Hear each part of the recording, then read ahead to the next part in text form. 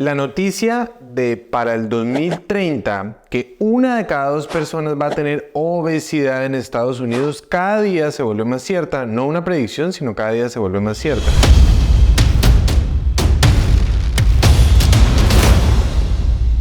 Y querer controlar el peso, no porque sea una cifra, no por el punto de vista estético, sino controlar la composición corporal, es decir, la cantidad de grasa contra la cantidad de músculo, para llevar un metabolismo, una salud ósea, una salud osteoarticular, una salud hormonal, una salud metabólica, una salud cerebral de manera correcta, es algo que es necesario. Y tener grandes cantidades de grasa en el cuerpo va a hacer que mi cuerpo fácilmente entre en estados de inflamación, entre en estados de deterioro osteoarticular, de deterioro metabólico, deterioro hormonal, deterioro cerebral. No es un tema estético. Y lo hemos hablado muchas veces que en lo que tenemos que enfocarnos no es en las calorías, porque el cuerpo no tiene receptores para las calorías, no tiene sensores para las calorías. Las calorías son una medida. Es una medida real, como decir que esta mesa tiene metros, centímetros, pulgadas, lo que quieras. Pero si nosotros queremos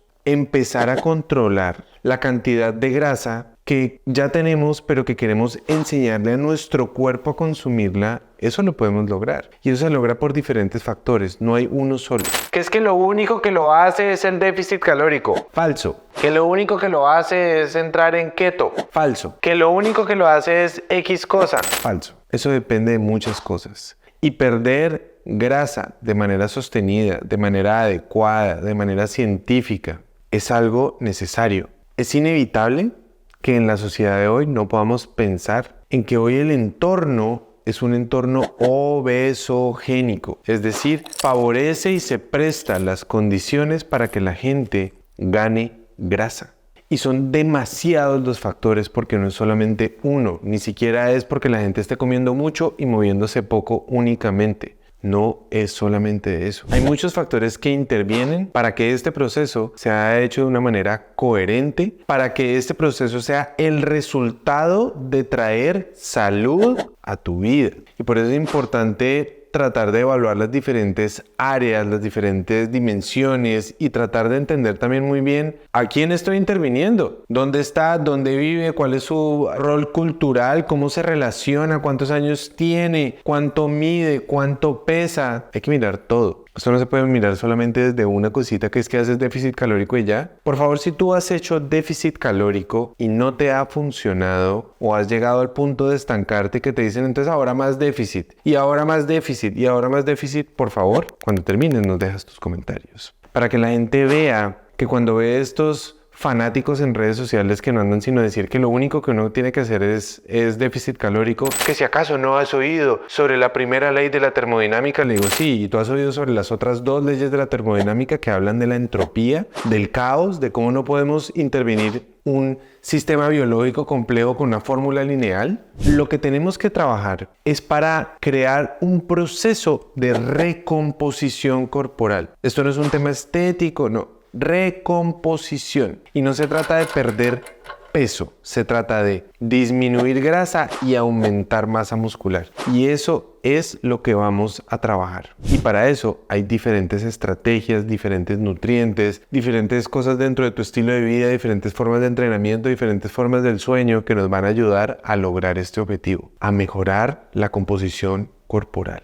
Desde vitaminas como la vitamina B6, la vitamina B12, el folato, el ácido pantoténico, la vitamina C, que actúan en diferentes partes del metabolismo de los carbohidratos, del metabolismo de las proteínas, del metabolismo de las grasas, en procesos de desintoxicación que son tan absolutamente necesarios, en el funcionamiento del sistema neurológico, que si eso no funciona bien, no vas a tener un buen funcionamiento muscular. No vas a recuperar masa muscular. Tenemos que entender que en nuestra alimentación tenemos que traer fibra dietaria. 35 gramos de fibra mínimos al día. Si uno dice 35 gramos de fibra, ¿eso cuánto es? Solamente para que te hagas una idea. Una cucharada de semillas de chía puede tener 5 gramos, 4 gramos. Un brócoli entero puede tener 5 o 6 gramos. Un brócoli entero. Un plato lleno, completamente lleno de espinaca y kale y rúgula podrá tener 3, 4 gramos. Y uno dice, ¿y entonces?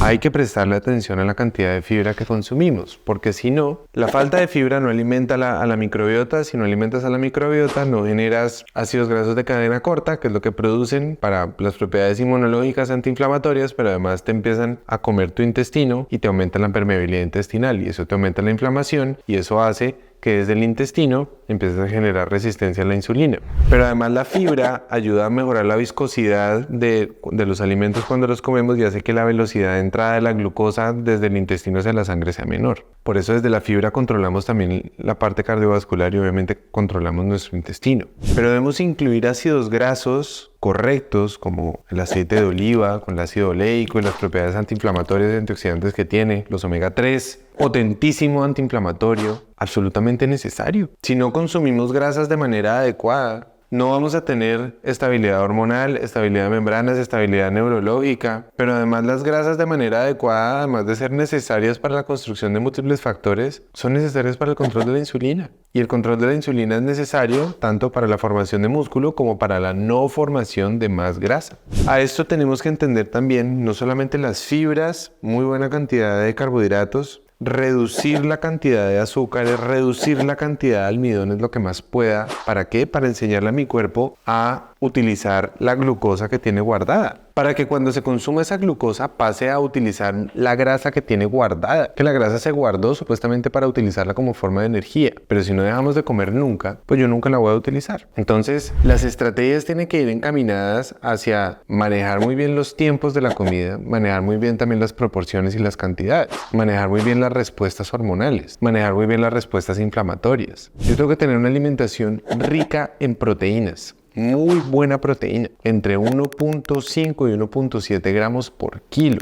Es decir, si yo peso 80 kilos, debo consumir entre 120 y 140 gramos de proteína al día. Cuando yo consumo esto, estoy construyendo proteínas para fabricar insulina. Estoy construyendo proteínas para fabricar paredes celulares, para construir matrix extracelular, para construir órganos, para construir proteínas de transporte, proteínas de membrana, para construir músculo, para construir factores inmunes, para construir factores antiinflamatorios. Todo que son estructuras proteicas. O si no, son estructuras peptídicas, que son fragmentos más corticos que no alcanzan a ser tan grandes y tan complejos para hacer una proteína, pero igual son estructuras de aminoácidos. Si no consumimos suficiente proteína, desde la parte estructural hasta el nivel celular más chiquito, hasta el nivel genético, no va a funcionar bien. Pero incluso para la saciedad, para el efecto termogénico de la comida, para mejorar la masa muscular y de esa manera generar más gasto energético en reposo. Entonces, consumir buena proteína de manera correcta es absolutamente necesario.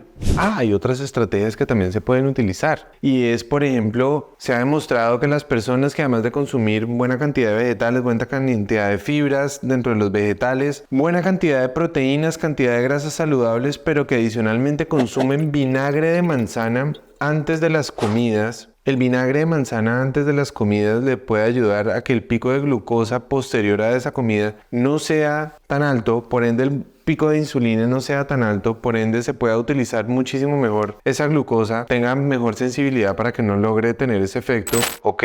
Y eso puede ayudar a tener un poco más de control metabólico, sí, pero es lo único que me va a servir. O sea que el vinagre de manzana quema grasa, no, pero hace parte de las pequeñas estrategias. Como te digo, esto no es de solamente una cosa.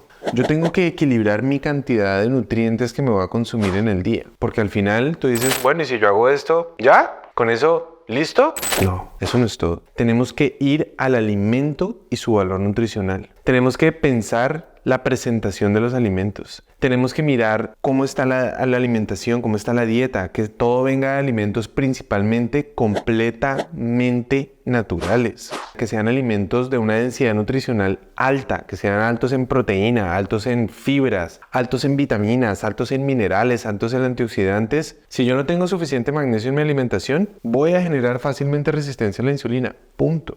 Y si yo lo único que hago es comer paqueticos todo el tiempo y cosas ultraprocesadas, pero es que estoy en déficit calórico y no estoy consumiendo suficiente magnesio, mira, te vas a acordar de mí y múltiples enfermedades van a empezar a aparecer. Hay personas que empiezan a comer menos y empiezan a tener más control del apetito. Ok, pero el consumo adecuado no se trata de comer menos necesariamente. El consumo adecuado de proteína, el consumo adecuado de vegetales con fibras y el consumo adecuado de grasas promueve a la saciedad versus el consumo exagerado de azúcares, de jugos de fruta, de mieles, de jarabes. Eso no lleva a la saciedad. El control del apetito se hace manejando las cantidades, los tipos de macronutrientes, las formas y también los tiempos. Estar comiendo todo el tiempo estimula la insulina todo el tiempo y genera cada vez más ansiedad para comer. Lo que te decía, la fibra ayuda a promover la sensación de saciedad y de plenitud y a reducir los antojos. Los alimentos que no tienen fibra no generan ningún tipo de saciedad. Entonces, por eso, entre mejor fibra, mejor proteína, mejor grasa estemos consumiendo, mejores vegetales de hoja verde, mejores huevos, mejores carnes animales, nos van a ayudar. El jengibre está plagado de fibra, come jengibre, por favor. El té verde incluso puede ayudar también a que algunas personas, así no tenga fibra, así no tenga nada, hay personas que sienten saciedad cuando consumen té verde. ¿Hay cosas que yo puedo hacer para mejorar la utilización de la grasa? Por supuesto. Hay cosas con las que yo puedo hacer que la utilización de la grasa o la lipólisis pueda ocurrir de manera adecuada. Y eso lo puedo hacer yo activando enzimas metabólicas que van a hacer que dentro de mi mitocondria yo pueda tener mejor eficiencia. Claro, por eso hay que cuidar mucho las mitocondrias, por eso hay que consumir muy buena cantidad de minerales, por eso hay que consumir muy buen magnesio, muy buen potasio, muy buen sodio, hay que consumir muy buena cantidad de antioxidantes. Hay que permitirle al cuerpo tener periodos de ayuno, periodos en que él solito, como no tiene nada que le está entrando, pues él empieza a utilizar los sustratos que tiene adentro de sí mismo. Pero quiero tener mejores mitocondrias, fácil, levanta pesas, entrena músculo. Eso se traduce en aumento de la tasa metabólica basal, es decir, de la energía que gastas estando sentado. Eso hace que en el día, también cuando consumes buena proteína, la proteína aumenta el gasto energético que va a requerir simplemente utilizar esa proteína para poderla digerir. Eso podrá significar 5 a 10%, pero es mejor que nada. Si no consumes suficiente proteína, tienes problemas. Entonces tenemos que hacer que nuestras mitocondrias funcionen bien. Y durmiendo y entrenando bien y teniendo muy buen ejercicio es necesario. ¿Pero será que eso es todo? No. Tenemos que cuidar nuestra salud intestinal, nuestra salud digestiva. Si yo no tengo un buen estómago, como te lo he enseñado muchas veces, y si es el primer video que miras, por favor ve y mira los videos. Te voy a dejar aquí videos abajo para que entiendas el problema que tenemos cuando tenemos gastritis, cuando tenemos reflujo y cuando tomamos antiácidos por tiempos prolongados, cómo alteran nuestra digestión. Si yo no tengo buen ácido, no parto proteínas. Si no parto proteínas, no las asimilo de manera correcta. Si yo no tengo buen ácido, fácilmente altero la microbiota intestinal, altero la microbiota en colon. Si yo no tengo buen ácido, empiezo a generar disbiosis, empiezo a generar SIBO y eso empieza a generar inflamación y resistencia a la insulina, además de que empiezan a generar permeabilidad intestinal. Si yo consumí antibióticos y no me dieron probióticos, si tengo alterada mi microbiota, tengo problemas. Si me la paso consumiendo gluten industrial de Occidente, modificado, panaderías industriales, una dieta estándar americana llena de colorantes, llena de el cereal del tucán, del tigre, las hamburguesas del payaso, todas estas porquerías, lo único que estoy haciendo es alterar mi salud digestiva. Si yo altero mi salud digestiva, no asimilo nutrientes. Si no asimilo nutrientes, estoy creando un ambiente dentro de mi cuerpo obesogénico. Además que la alteración de la microbiota va a hacer que yo no asimile los nutrientes de manera correcta. Y eso va a ir encaminado hacia el aumento de la grasa visceral. Yo tengo que dormir. Si yo no duermo, no me reparo. Si no me reparo, mis músculos no crecen. Así haya entrenado, así haya comido toda la proteína, si me haya tomado toda la creatina, si me haya tomado todas las vitaminas, si así me haya tomado todo el vinagre de manzana, todo lo que quieras. Si no duermes, no va a suceder. Si yo no gestiono y no manejo y no controlo mi estrés, la glucosa va a permanecer elevada en sangre en el tiempo. Y eso va a traer grandes problemas, además de que mi cuerpo no se va a regenerar, mi cuerpo no se va a reparar, no voy a formar masa muscular, voy a generar más probabilidad de tener osteoporosis, más probabilidad de tener fracturas, más probabilidad de tener lesiones. Entonces yo lo que quiero que tú te des cuenta es que disminuir la cantidad de grasa, mejorar la composición corporal depende de muchos factores. De múltiples factores que de nuevo la gente que lo mira, es que eso es solo el déficit calórico, y digo, ay, ¿cómo se nota que no ves pacientes? Porque la cantidad de gente frustrada que hay en el mundo, que no comen casi nada. Y que estas personas tienen la osadía de decir, si estás haciendo un déficit calórico y no pierdes peso es porque lo estás haciendo mal. Y a mí vienen pacientes diciéndome, yo estoy comiendo casi que lechuga y agua. Y puedo pasar 3 días de lechuga y agua y no pierdo 1 gramo. Y cuando vuelvo y como, no es que me esté yendo a comer desaforadamente. No, como de manera equilibrada, de manera balanceada, así como usted dice, doctor, en sus videos, en sus libros, en todo. Y no pierdo 1 gramo. Muchas de estas personas, a veces todo es tan sencillo como revisarles la fibra, que coman más proteína y que controlen el estrés. Y dice, ¿ah? O sea que comiendo más, ¿tuvieron resultados? Sí. Es que no se trata de comer menos, amigos. Se trata de comer mejor. Entre más pasa el tiempo, si estás en tus 30, 40, 50, 60, entre más pasa el tiempo, más el ejercicio empieza a cobrar un factor incluso más importante que la alimentación, y el ejercicio fácilmente lo negociamos. Y la gente dice, doctor, póngame a mí a comer como quiera, pero no me ponga a hacer ejercicio. Los médicos fácilmente le decimos a los pacientes que va, no entrene, usted ya no está para eso. ¿Por qué? Porque no recibimos de entrenamiento mental, de instrucción, de enseñanza sobre el deporte, sobre el entrenamiento físico. No recibimos ni una sola clase en los 7 años que estudiamos medicina.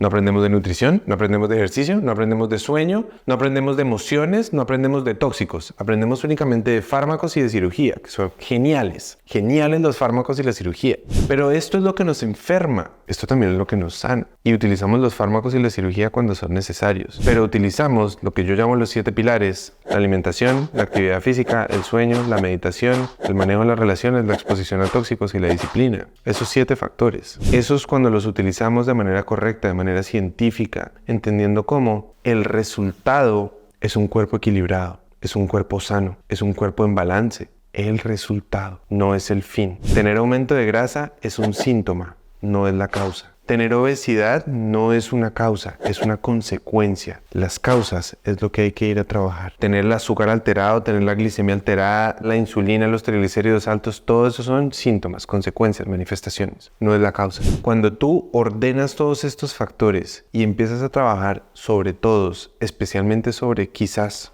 los que más deficiencia tienes, vas a empezar a ver cómo no solamente la composición corporal, sino muchas otras áreas de tu vida empiezan a coger balance, equilibrio, y tu salud empieza a florecer. Y si no, seguiremos creando más y más enfermedad, y para eso hemos creado con mucha eficiencia las unidades de cuidado intensivo, que son necesarias cuando son necesarias. Pero no deberían ser para personas jóvenes, no debería ser para crear enfermedades crónicas y para generar la desastrosa realidad que estamos viendo hoy en día. De nuevo, no es que sea un tema de estética, es un tema de salud. Y esto lo podemos lograr simplemente compartiendo los videos. Si tú te suscribes al canal y activas la campanita, juntos seguimos creando medidas en que el sistema de salud, es decir, nuestro sistema de pensamiento, sigue cambiando para el bienestar nuestro. Te mando un abrazo grande, espero que esta información te haya sido útil y hasta la próxima.